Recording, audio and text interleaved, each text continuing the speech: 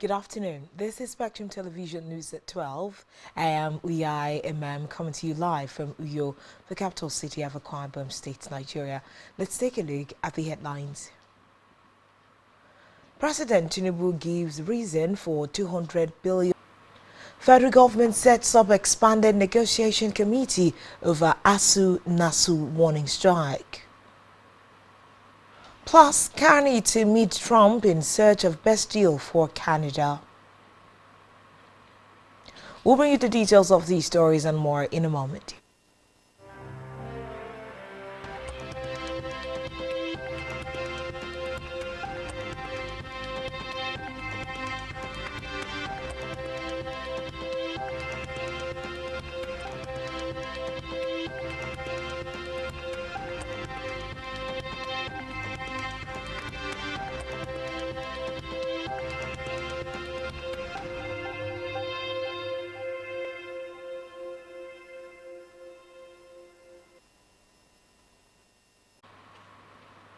Good afternoon and thanks for joining us. We head now to the national scene where President Bola Tinubu has explained why his administration established the 200 billion naira intervention fund to support micro, small and medium enterprises, MSMEs and manufacturers. Tinubu, represented by the Vice President Kashim Shettima, stated this in Abuja at the 31st Nigerian Economic Summit organized by the Nigerian Economic Summit Group.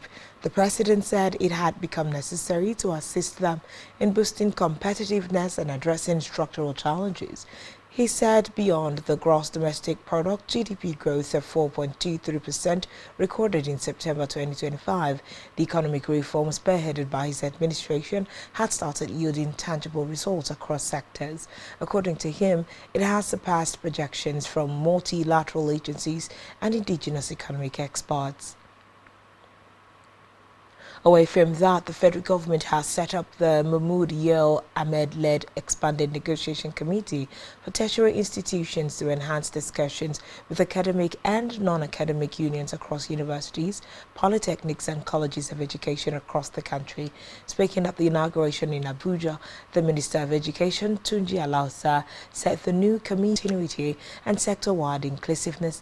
The minister noted that unlike in the past, when negotiations were held separately with various unions, the expanded committee will engage all stakeholders collectively to achieve a comprehensive and sustainable agreement. According to him, the committee has been provided with a fully equipped secretariat to aid its work, calling on all academic and non-academic unions to cooperate fully and respond promptly to the committee's engagements. In a separate development, the First Lady, Senator Oluremi Tinubu, has officially flagged off the National Measles Rubella Vaccine Introduction Integrated Campaign in Abuja. Oluremi said the exercise was a collective resolve to end vaccine-preventable childhood diseases and safeguard the nation's future. The First Lady said measles and rubella remain among the leading causes of blindness, disability and child mortality. She noted that rubella infections during pregnancy could lead to blindness, deafness or congenital heart defects in unborn children and urged mothers to take their children for vaccination. The First Lady also appealed to traditional and religious leaders to use their clout to dispel misinformation and encourage nationwide participation. In another development, the National Information Technology Development Agency, NITDA, and the Independent Corrupt Practices and Other Related Offences Commission, ICPC, have established a joint task force on digital governance and anti-corruption to strengthen enforcement of its project compliance and address corruption risk in government technology investments. The initiative was unveiled during a courtesy visit by NITDA's Director General, Kashifu Inowa, CCRE, to the ICPC Chairman Dr. Musa Adamu son of the Commission's headquarters in Abuja. Both agencies reaffirmed their commitment to align mandates in support of President Bola Tinubu's renewed hope agenda and his vision of building a $1 trillion digital economy free from corruption and inefficiency. The partnership comes amid growing concerns over losses amounting to billions of naira from failed or abandoned government. Its projects many of which lacked proper clearance, resulting in duplication, inflated cost, and weak technical standards. On the home front here in Akwa Ibom, Governor Pasomano has approved the immediate release of 50 billion naira to all contractors whose interim payment certificates IPC are ready.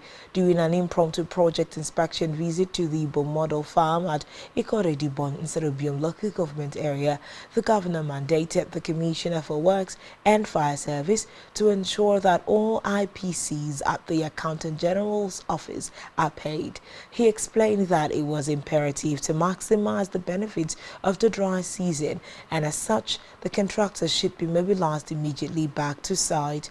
The governor urged his executive assistant and chief delivery advisor, Anefiok Johnson, to ensure that the monitoring teams are made to inspect and report compliance by the contractors.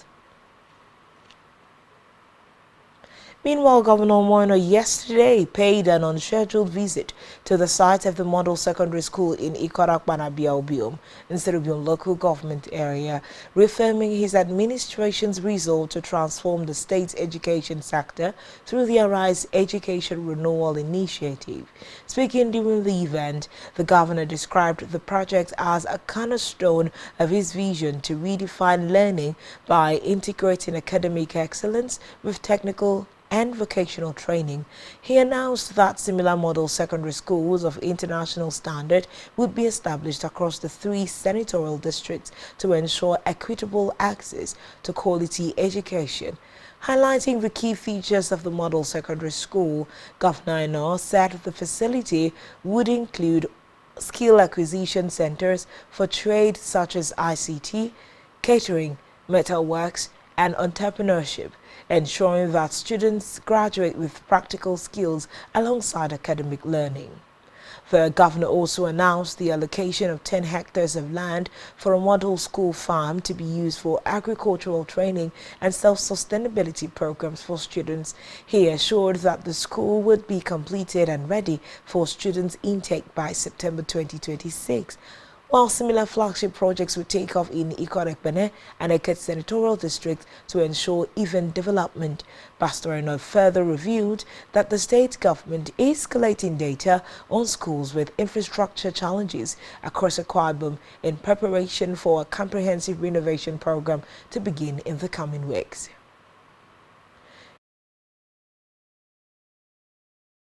So that back imagine non-work office. I mean, Ndranyen Senge Kerutum, the owner, where do Asa government, Eyurinam, model secondary school, international standards, K 3 senatorial districts. What is it of Mountain Nidia, Utabaga Nidia, Rutes, you say, Avoven no Senewu. So, and I test Kenstrubium. He said, "Me project, me saying in be now I had to say serve the offen building civil by me. I will be here no contractor Kero Bangfra. I did do every day me. Because you told me I saw them so that by the grace of God, that it was September next year, they can return students. So.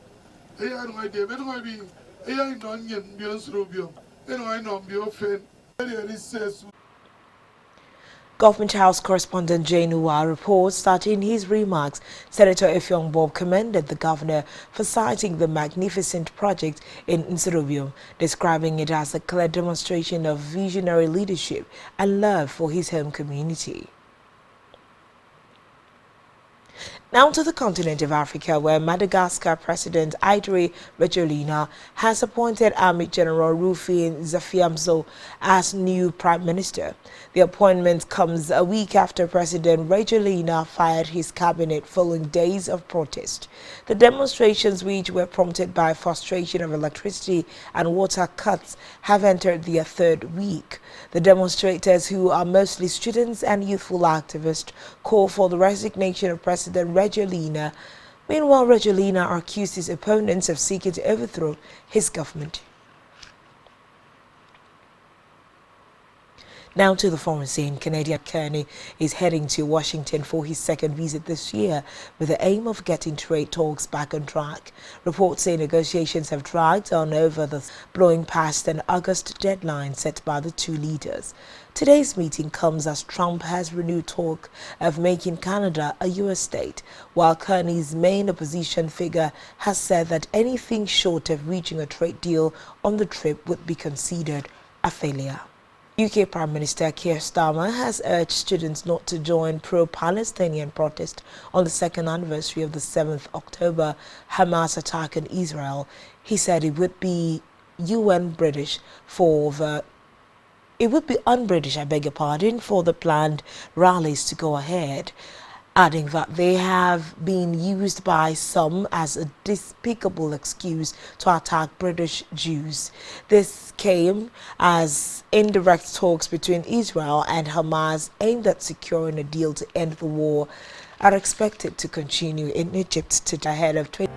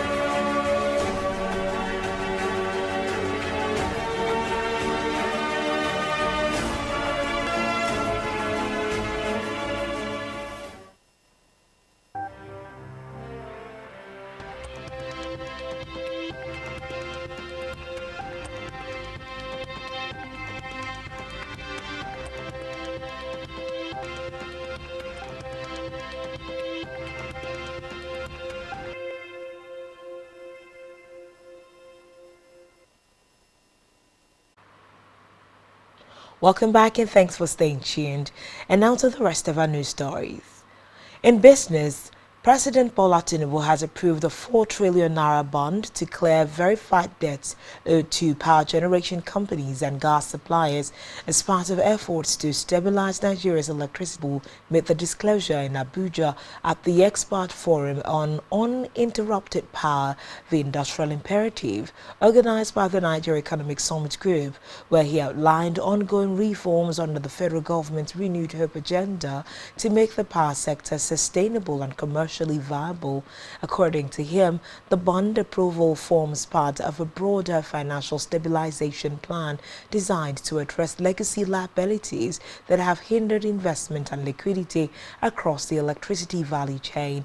He explained that the federal government is pursuing a comprehensive, multi-pronged approach to reposition the sector for sustainability, efficiency and growth, spanning legislation, policy reform, infrastructure development, energy transition and local content expansion. Still in business, the Group Chief Executive of the Nigerian National Petroleum Company Limited, NNPCL, Bayo Julari, has blamed the recent rise in cooking gas prices on a temporary disruption to loading and distribution during the strike by the Petroleum and Natural Gas Senior Staff Association of Nigeria, Pengasen. Ojulari said this while speaking to State House correspondents after a meeting with President Bola Tinubu. According to the NNPCL boss, the industrial action halted operations for several days and produced an artificial spike in prices. Reports say the price surge followed the Pengasen industrial action, which was launched over the dismissal of Nigerian workers at the Dangote refinery and suspended on October's intervention.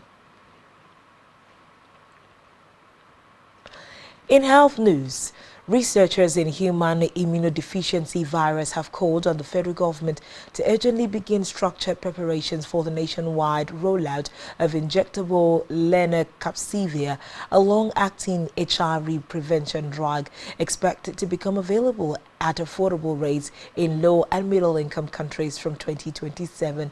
They warned that Nigeria's recognition as an early access country will only be meaningful if it is matched by concrete plans for service readiness, regulatory approval, and equitable delivery across all levels of the health system.